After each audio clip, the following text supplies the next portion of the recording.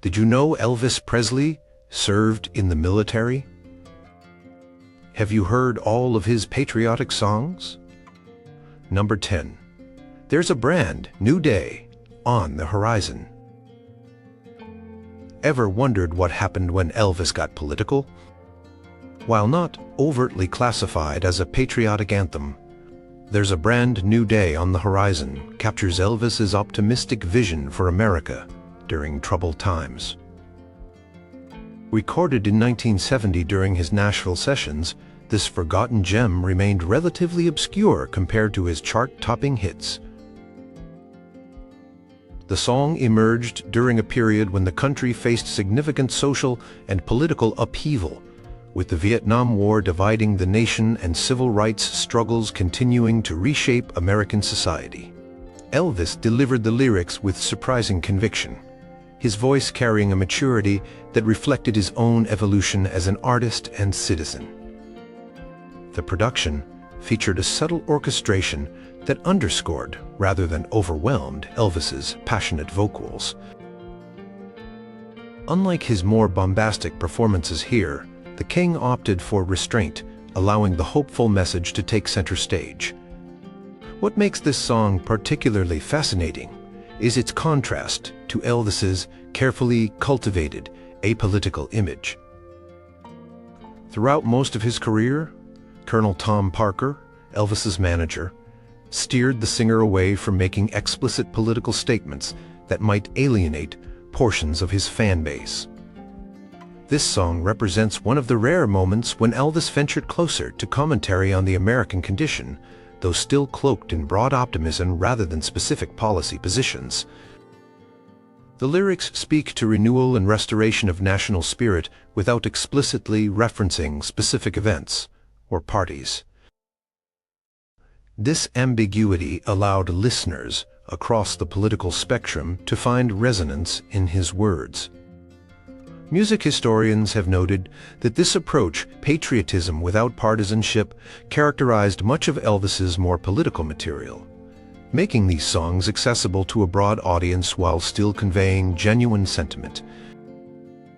Despite its quality and message, the song received minimal promotion and quickly faded from public consciousness. Today it stands as a fascinating bucket of Elvis's lesser-known catalog and provides insight into how the biggest star in American entertainment navigated the turbulent cultural waters of the early 1970s. Number 9. I'm Gonna Walk Dem Golden Stairs. Can gospel music be patriotic? For Elvis, spirituality and love of country often intertwined in fascinating ways. I'm Gonna Walk Dem Golden Stairs, recorded during Elvis's post-Army period, represents this unique intersection. While primarily a gospel number, the song's themes of aspiration, discipline, and eventual triumph resonated with military values and American ideals of perseverance. Elvis's affinity for gospel music began long before his fame, but this particular recording carries subtle military undertones in its march-like rhythm and disciplined vocal delivery. The backing vocalists provide a regiment-like precision to the arrangement, creating a sound that could easily accompany a military procession while maintaining its spiritual core. The song was recorded in Nashville during his productive 1960 sessions, the first after his return from military service in Germany. Many music historians believe Elvis's military experience profoundly affected his approach to gospel material, infusing traditional spiritual themes with a newfound sense of duty and structure. This cross-pollination between military discipline and religious devotion created something uniquely Presleyan. What many fans don't realize is that Elvis performed this song during private moments while stationed in Germany, finding in its lyrics a connection to both his religious upbringing and his new identity as a soldier. According to fellow servicemen, Elvis would sometimes sing gospel tunes during downtime, using music as a bridge between his civilian and military lives. The production quality stands out for its era, with a clean, marching snare drum, providing military precision to the rhythm section. The Jordanaires' backing vocals add a choir-like quality that evokes both church services and military ceremonies. This dual nature made the song significant in Elvis's personal repertoire, even while it remained underappreciated by casual fans. While never explicitly marketed as patriotic, the song's structure and Elvis's delivery method create an unmistakable connection to military bearing. The disciplined approach to the material reflects the impact of his time in service, demonstrating how deeply his military experience had affected his artistic sensibilities. Number 8.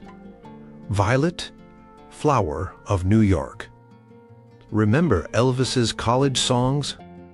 Probably not, because few fans associate Elvis with higher education anthems, yet Violet, Flower of New York, stands as a curious exception. Recorded in 1956 for the film Loving You, this tune was ultimately cut from the final production and languished in obscurity for decades. The song celebrates New York University's school flower and colors in a surprisingly spirited rendition. While not overtly military in theme, its campus pride and institutional loyalty reflect the same kind of allegiance often found in military service. Elvis, who never attended college himself, brings a surprising authenticity to the performance, perhaps channeling the school spirit he witnessed during appearances at college venues early in his career. What makes this song particularly interesting from a patriotic perspective is its timing. Recorded during the height of the post-World War II education boom, fueled by the GI Bill, the song inadvertently celebrates one of America's most successful veterans programs. Thousands of returning servicemen transformed American higher education during this period, bringing military discipline and patriotic fervor to campuses nationwide. The production qualities mirror the collegiate fight songs of the era, with a brisk tempo and rousing chorus designed to inspire school pride. Elvis approaches the material with unexpected enthusiasm, finding in its celebration of institutional values a parallel to the national pride that would later inform his more explicitly patriotic work. Music historians have noted that the song's arrangement bears similarities to military marches, popular during the era, reflecting the significant overlap between educational and military institutions during the Cold War period.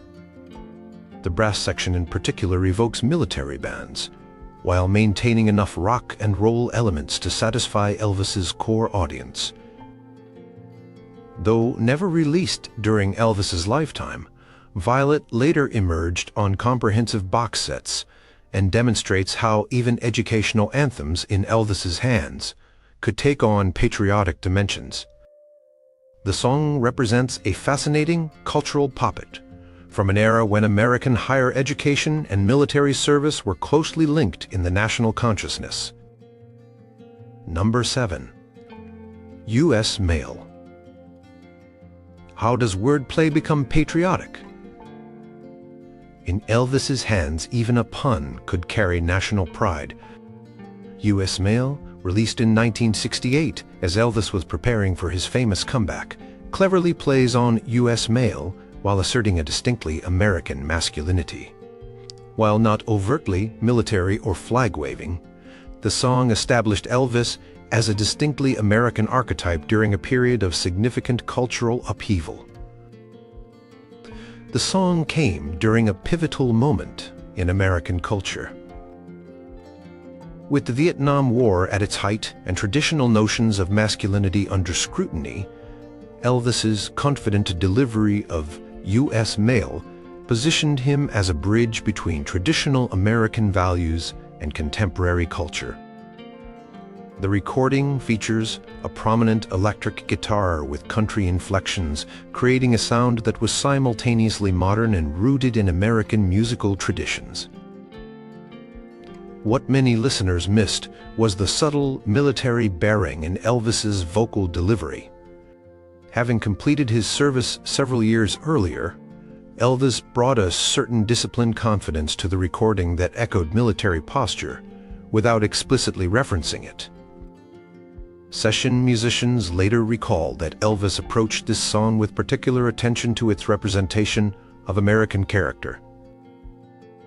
The production quality reflects late 1960s Nashville techniques, with clear separation between instruments creating a precise, almost tactical arrangement. The guitar work by Elvis's longtime collaborator Scotty Moore references traditional American musical forms while incorporating contemporary elements, creating a sonic bridge between generations, much as Elvis himself did culturally. The lyrics, while ostensibly about romantic rivalry, contain subtexts about territories and boundaries that parallel national concerns of the era.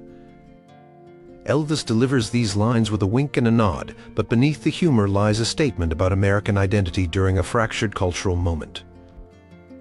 By claiming the mantle of USMLA, Elvis positioned himself as a representative American figure during a time when such unified national symbols were increasingly rare. Despite moderate chart success, the song has been largely overlooked in assessments of Elvis's patriotic catalog, perhaps because its nationalism is implied rather than stated outright.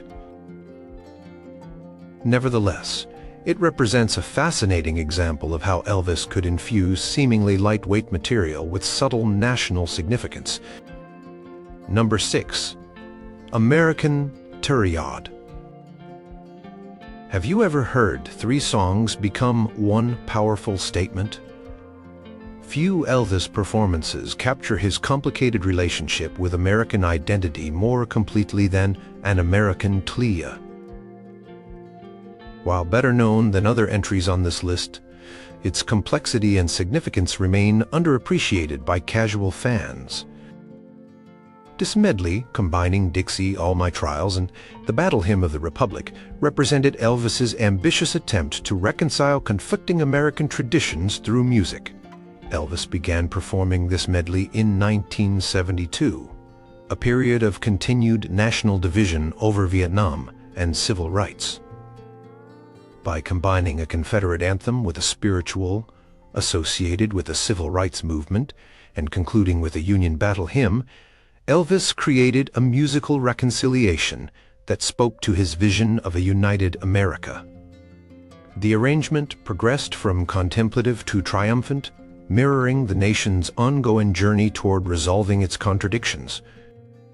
The military dimensions of the performance are unmistakable, particularly in the martial rhythms of the Battle Hymn of the Republic section. Elvis's stage presence during live performances of this medley often evoked military bearing, drawing on his own service experience to lend authenticity to the patriotic sentiment. His famous jumpsuits of this era, often decorated with eagle motifs and patriotic colors, reinforce the national themes of the music.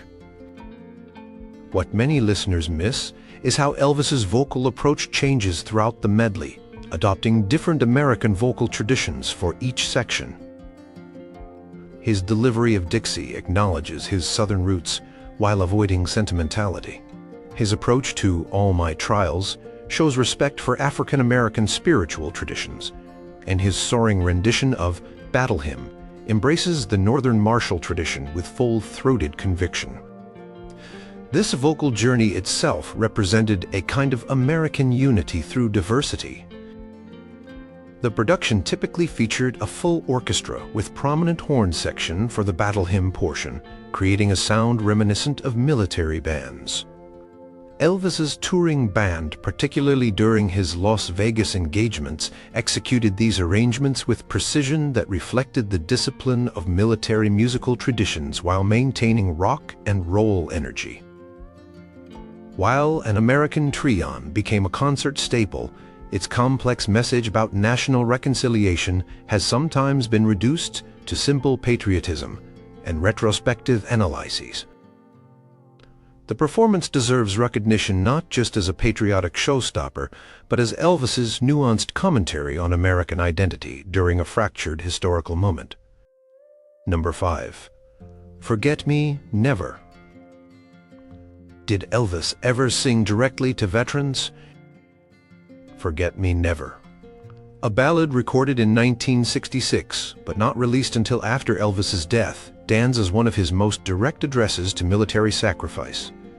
While never explicitly identifying its subject as a soldier, the lyrics about a man asking not to be forgotten while facing danger strongly evoked military service, particularly during the Vietnam era when it was recorded. The song features one of Elvis's most restrained vocal performances, delivering the lyrics with a solemnity that reflected the gravity of its implied military themes. The arrangement eschews rock and roll elements in favor of orchestral accompaniment that creates a mood of dignity and respect appropriate to the subject matter. This approach marked a significant departure from Elvis's typical recording style of the period. What makes this song particularly poignant is its timing during the escalation of American involvement in Vietnam. Though Elvis himself made no public statements about the war, this recording offered a subtle acknowledgement of the sacrifices being made by a new generation of American servicemen. The song's narrator asks not for glory but simply to be remembered, reflecting the modest requests of many serving in unpopular conflicts. The production quality reflected mid-1960s Nashville sophistication, with string arrangements that evoked both military ceremony and personal loss. Elvis's vocal sits prominently in the mix, creating an intimacy that contrasts with the grand orchestral backing. This tension between personal and ceremonial perfectly captured the dual nature of military service as both individual sacrifice and collective duty. Music historians have noted that while Elvis recorded the song during the height of his movie career, often criticized for its frivolity, this performance demonstrated his continuing capacity for meaningful artistic expression. The fact that RCA chose not to release the song during Elvis's lifetime may reflect concerns about its reception during a divisive war, though official reasons for shelving the recording remain unclear. When finally released in the 1980s on a compilation of unreleased material, Forget Me Never provided fans with a glimpse of Elvis's deeper engagement with military themes than his public image sometimes suggested. The song stands as evidence that even during his Hollywood years, Elvis maintained a connection to the military values he had embraced during his own service. Number 4. Known Only to Him. Can a gospel song honor fallen soldiers? In Elvis's repertoire, spiritual and patriotic themes often merged in unexpected ways. Known Only to Him, recorded in 1967, represents one of the most powerful examples of this synthesis. While ostensibly addressing divine knowledge, the song's lyrics about unnamed heroes whose deeds are recorded only in heaven resonated powerfully with military themes of anonymous sacrifice. The recording features Elvis at his most vocally powerful, bringing gospel intensity to material that easily translates to military memorial contexts. The production employs a choir whose harmonies evoke both church sanctuaries and military ceremonies, creating a soundscape that bridges sacred and patriotic traditions. This dual applicability made the song particularly meaningful to veterans while remaining accessible to Elvis's wider audience. What many listeners might not recognize is how the song's structure parallels military memorial traditions, beginning with solemn acknowledgement before building to affirming recognition. Elvis's delivery follows this arc, starting with reflective restraint before building to emotional catharsis. This approach mirrors the progression of military funerals from mourning to celebration of service. The timing of the recording coincided with increasing American casualties in Vietnam, though Elvis made no explicit connection between the song and current events. Nevertheless, the theme of unacknowledged sacrifice resonated powerfully during a period when many servicemen felt their contributions were undervalued by portions of American society. For many military families, Elvis's rendering provided comfort without political baggage. Music critics have noted that while Elvis recorded numerous gospel songs throughout his career, known only to him stands apart for its applicability beyond specifically Christian contexts. The universal themes of sacrifice and remembrance transcend particular religious traditions, making the song accessible as both spiritual comfort and secular recognition of service. Despite its powerful performance and timely themes, the song received relatively little attention compared to Elvis's commercial releases of the period. Today, it stands as a testament to Elvis's ability to address profound national themes through seemingly apolitical material, offering recognition to those whose service might otherwise go unacknowledged. Number 3. Pocketful of Rainbows. How can a cheerful tune reflect military optimism? Pocketful of Rainbows, recorded for the film GI Blues in 1960, represents Elvis's first post-army exploration of military themes through popular music. While superficially a simple love song, its context within a film about American soldiers stationed in Germany and its themes of maintaining optimism amid challenging circumstances gave it resonance for military audiences that civilian listeners might miss. The song's upbeat tempo and major key arrangement reflected the official presentation of military service during the peacetime Cold War period. Challenging but ultimately positive and character-building, Elvis, fresh from his own service experience, brought authentic military bearing to the performance, while maintaining his signature vocal style. This balance helped bridge his pre-army teen idol persona with his emerging identity as a mature performer. What makes this song particularly interesting from a military perspective is its emphasis on psychological resilience, maintaining positive outlook despite external circumstances, which parallels military training emphasis on mental toughness.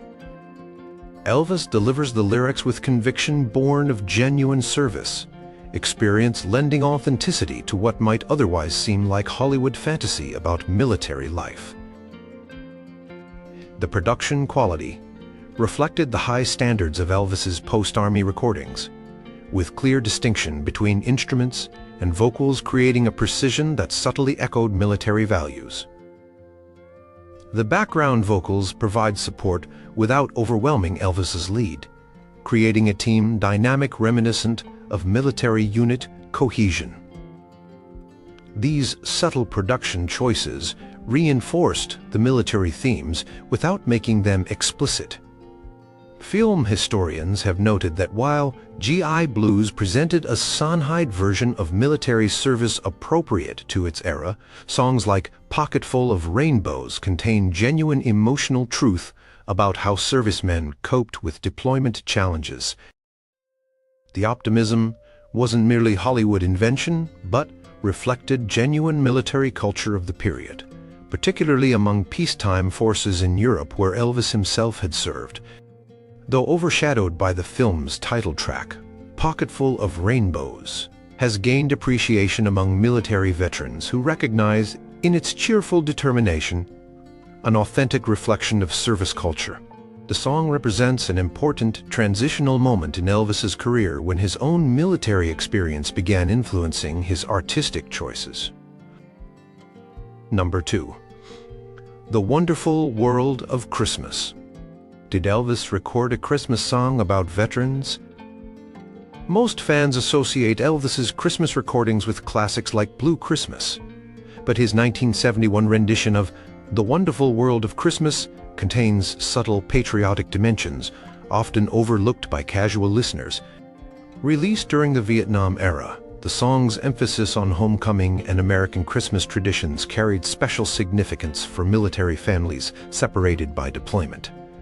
The arrangement features traditional orchestration that recalls both Christmas pageantry and military ceremony, with brass sections that could easily belong in either context. Elvis approaches the material with a maturity and depth that transforms what could have been simply seasonal fare into a meditation on American values during a challenging national period. His vocal conveys both celebration and solemnity, capturing the complicated emotions of the era.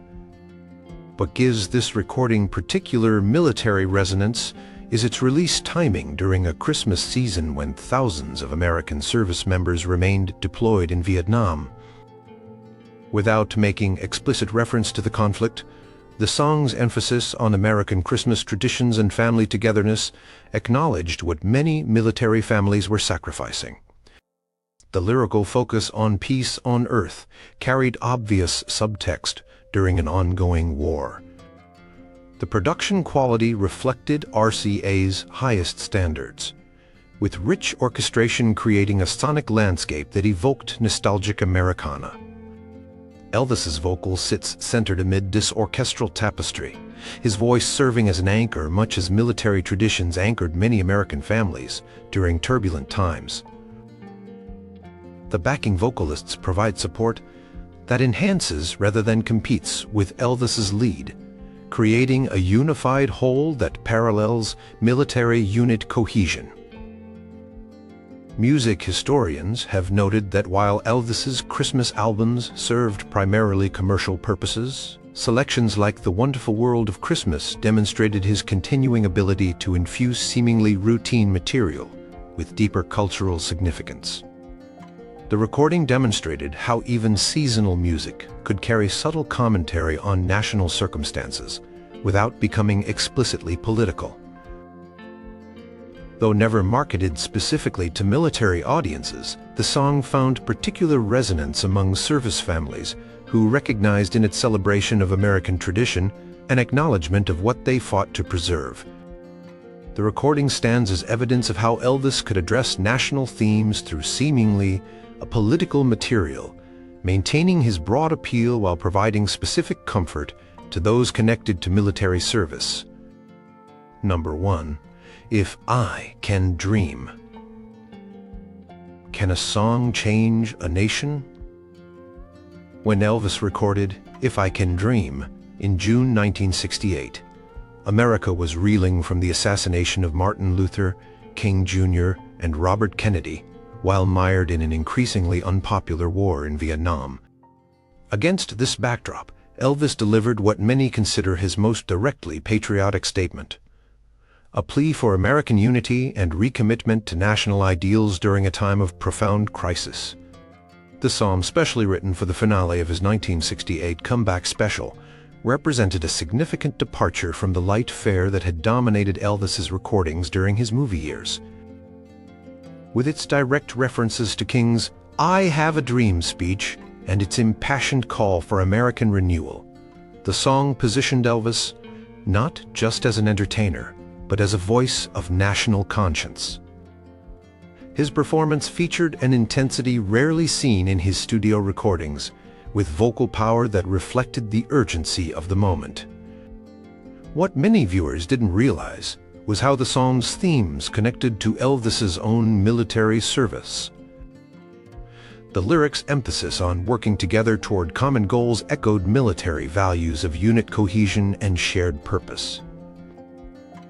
Elvis approached the material with a seriousness of purpose strengthened by his own experience of service during another challenging period of American history, the height of the Cold War.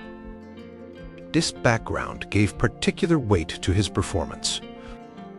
The production quality broke new ground for Elvis recordings, with orchestral arrangements creating a cinematic scope appropriate to its ambitious themes. The song builds progressively from contemplative verses to a soaring chorus, mirroring the trajectory of national renewal it advocates. Elvis's vocal grows accordingly throughout the performance, demonstrating remarkable, dynamic range that paralleled the emotional journey from national despair to determined hope. Music critics have noted that while Elvis largely avoided explicit political statements throughout his career, "If I Can Dream" represented a moment when the severity of national circumstances compelled him to take a clearer stand. The song addressed American ideals rather than specific policies, allowing it to transcend partisan divisions while still offering meaningful commentary on the state of the nation. Despite its powerful message and Elvis's iconic performance, the song has sometimes been overshadowed in discussions of Elvis's patriotic material by more overtly flag-waving selections. Yet, "If I Can Dream" arguably represents his most profound statement on American identity, not uncritical celebration but determined hope for the fulfillment of national promise during one of the country's most challenging periods. Have you ever wondered what these songs reveal about the man behind the myth?